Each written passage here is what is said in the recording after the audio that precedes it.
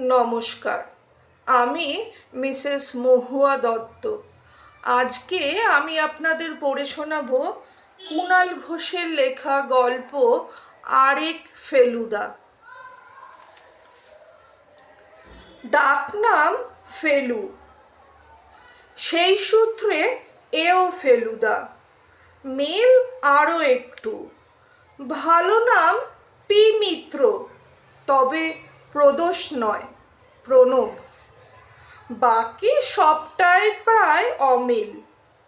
ওই ফেলুদা গোয়েন্দা, এই ফেলুদা গোয়েন্দা গল্পটুকুও পড়ে না। সিনেমা টিনেমা দেখা দূরের কথা, আমরা বললেই বলে আরে দূর, লেখক কিংবা ডিরেক্টররা শেষটা আগেই সব ঠিকঠাক করে রেখে অকারণ জটিলতা পাকিয়ে আমাদের নাকে দড়ি দিয়ে ঘোরায়। আর তোরা ভাবিস রহস্য জমেছে। বোগাস। ওই ফেলুদা নানা রকম বইপত্তর পড়ে। আমাদের এই ফেলুদা খবরের কাগজটাও পড়ে কিনা বলা ঠিক কঠিন। খালি মোবাইলের পোকা, ইউটিউবে গুচ্ছের খেলা আর যত সব কমেডি ক্লিপিং দেখার নেশা। ফেলুদার বাবার বড়সড় ব্যবসা, একটা ওষুধের দোকান, একটা মোবাইল শপ। বাবা তাড়া খেয়েও দোকান টোকানে বসার ইচ্ছে নেই। ফেলুদার বাবা হতাশ হয়ে বলেন, অপদার্থ একটা। কোথায় সত্যজিৎ বাবুর ফেলুর মগজস্ত্র, আর এই ফেলুর মগজটাই নেই। কি করতে যে ফেলু নামটা রেখেছিলাম। এসবে অবশ্য আমাদের ফেলুদার বিশেষ কিছু যায় আসে না। সে আছে তার মতো, নামে ফেলুদা, পাড়ায় টেনিদা টেনিদা ভাব। বিকেলের পর রোয়াকে বসে আমাদের ঝালমুড়ি তেলে ভাজা চলতে থাকে। শুধু ফেলুদা নামটার জন্যই একটা তুলনামূলক বিপত্তি আর বিড়ম্বনা নিয়ে আমাদের দাদাটিকে চলতে হয়। এর মধ্যে হলো কি, একটা ঘটনায় পাড়ার মধ্যে গোটা ব্যাপারটাই ফস করে উল্টে গেল। একদিন সকালে ঘুম ভেঙে গোটা পাড়া দেখলো পুলিশে পুলিশে ছয় লাভ। কি ব্যাপার, পালদের বাড়িতে খুন। মধ্যবিত্ত পাড়ায় সবার চোখ কপালে। রমেন পাল, বাড়ির মালিক, খুন হয়েছেন। বাড়িতে একমাত্র ছিল ভাইপো রাধাকান্ত। ৩-৪ জন দুষ্কৃতী ঢুকে রাধাকান্তের হাত জোড়া পিছনে নিয়ে বেঁধে মুখে কাপড় গুজে এক ধাক্কায় তাকে ফেলে দিয়ে ওপাশের ঘরে ঘুমন্ত রমেন বাবুকে ছুরি মেরে খুন করেছে। তারপর আলমারি থেকে কিছু কাগজপত্র নিয়েছে। চারপাশ ঘাটাঘাটি হয়ে আছে।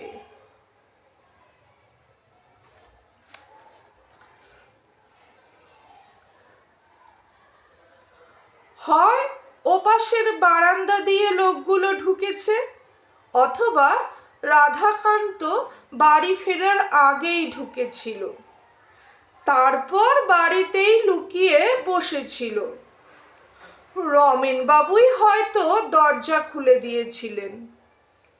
বাড়িতে আর তেমন কেউ নেই। রমেন বাবুর স্ত্রী গত হয়েছেন আগেই। তার ছেলে বখাটে টাইপ। বহুদিন ধরেই বাপ ছেলের ঝগড়া। ছেলে রথিনকে বাড়ি থেকে বার করে দিয়েছিলেন রমেন।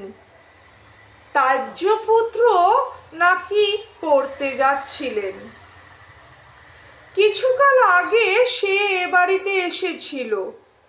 নানা তর্কাতর্কি করে বাড়ি ছেড়েছে। তারপর উকিলবাবুকে ডেকেছিলেন রমেন। যেদিন উকিলবাবু আসার কথা তার আগের রাতেই খুন। ডেড বডি ভেতরে, পুলিশের তদন্ত চলছে। বাইরে জটলা, দোতলা তিনতলার জানলা বারান্দায় ইতিউতি মুখ। এক অফিসার বেরিয়ে এসে সিগারেট ধরালেন। সামনে ধরবাবু, পূর্ব পরিচিত। কি ধরবাবু, একটু চা অর্গানাইজ করা যায়? আমরা 8-9 জন আছি। ধর বললেন, আরে এটা কোনো কথা হলো? আমার বাড়ি থেকেই করে পাঠাচ্ছি। এই চা পাঠানোর সূত্রেই ফেলুদার ডাক। ফেলুদা চায়ের আয়োজন নিয়ে ভেতরে গেল। আর কিছুক্ষণ পর সেই পুলিশরা বেরিয়ে এসে, আচ্ছা ধাপে ধাপে বলি। ফেলুদা বুকুকে নিয়ে চা সহ ভেতরে গেছিল। পুলিশদের চা দেওয়া হলো। ডেড বডির ঘরে ফরেনসিক বিভাগ কাজ করছে। বাইরে বিধ্বস্ত রাধাকান্তর বয়ান নিচ্ছে পুলিশ। রাধাকান্ত যা বলছে তার সারবস্তু এরকম, রথিন প্রচণ্ড বেয়ারা। ক্রমশ বাবা ছেলের সম্পর্ক খারাপ হচ্ছিল। আইনিভাবে তাকে সব সম্পত্তি থেকে দূর করে দিচ্ছিলেন রমেন। তাই এই হামলা। রাধাকান্ত আরো বলল, আগের দিন সে নিজের কাজে সকাল থেকে নানা জায়গায় ঘুরেছে। ফিরতে রাত হয়েছে। ঘরে ঢুকতেই আচমকা হামলা। বাধা দেওয়ার সুযোগ পাইনি, কাউকে চিনতেও পারিনি। কিন্তু রথিন ছিল নির্ঘাত। না হলে বহিরাগতরা বাড়ির ভেতরটা, বিশেষত কাগজ রাখার আলমারি, চিনবে কি করে? সকালে কাজের লোক এসে দেখছে সদর দরজা শুধু ভেজানো, বন্ধ নয়। সে ঢুকতেই সব জানাজানি হয়েছে। আচমকা ফেলুদা টেবিলে রাখা মোবাইলটা দেখে বলে উঠেছে, ওটা কার?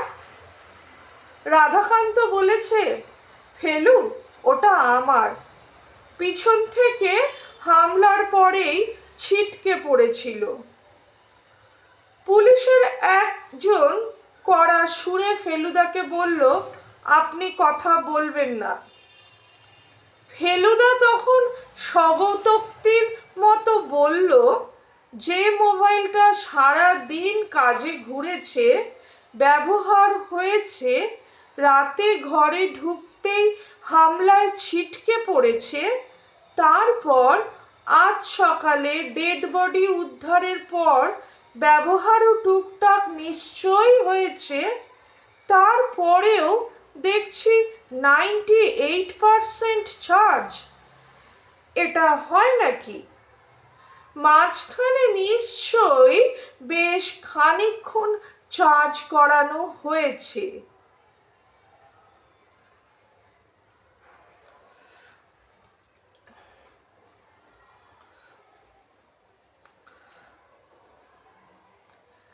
সকলে প্রায় একসঙ্গে তাকালো ফেলুদার দিকে।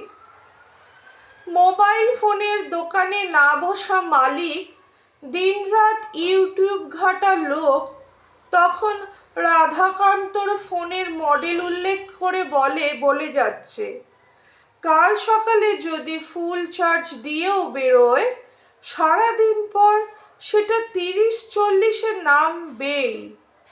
তারপর বাড়িতে ফিরে ধাক্কা খেয়ে চালু অবস্থাতেই পড়ে যায়, ওটা 20-তে নামবে। সকালে উদ্ধারের পর যদি 2-4টে ফোন হয়ে থাকে আরও কমার কথা। দেখছি নেটও চালু, তাহলে এখন 98% চার্জ থাকে কি করে? তাহলে কি কাল রাতে বাড়ি ফিরে ফুল চার্জ দিয়েছে রাধাকান্ত? সকলের অবাক চোখ দেখে একটু থমকে ফেলুদা বলল, না মানে আমার মনে হলো। পুলিশের কর্তা অম্লান চৌধুরী হাঁক পেরে বললেন, একদম ঠিক যুক্তি। এই যে রাধাকান্ত, ফোন চার্জ হলো কখন? রাধাকান্তর মুখের চেহারা বদলে গেল।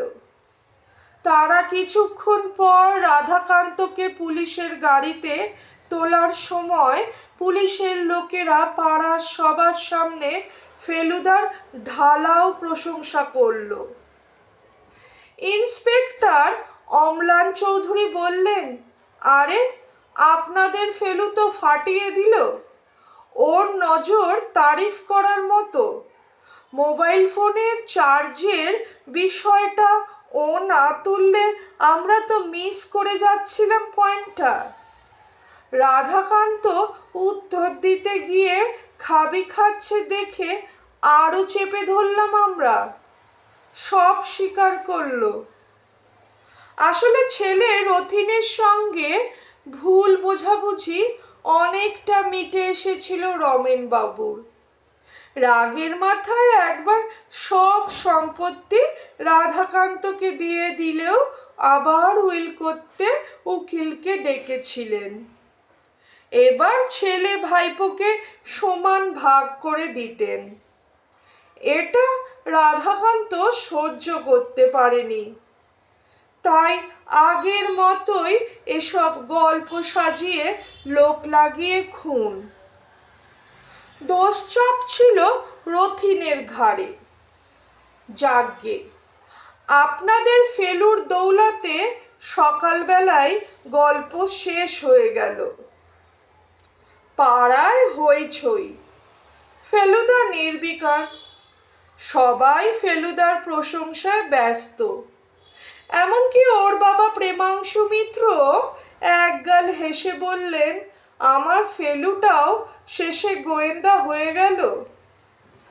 ফেলুদার কিন্তু এসবে মন নেই। ফোনটা এগিয়ে দিল। ইউটিউব খোলা, সাদা কালো ভিডিও। বলল, দেখ ওসব হেলমেট টেলমেট ছাড়া গাভাস্কার কি করে ওয়েস্ট ইন্ডিজের পেস ব্যাটারি সামলাতো, দেখে নে। আজকের গল্প এখানেই শেষ হলো। আমার গল্প পরিবেশনা যদি ভালো লেগে থাকে তাহলে প্লিজ আমার চ্যানেলটা সাবস্ক্রাইব করবেন। এতক্ষণ আমার সাথে থাকার জন্য আপনাদের সবাইকে ধন্যবাদ।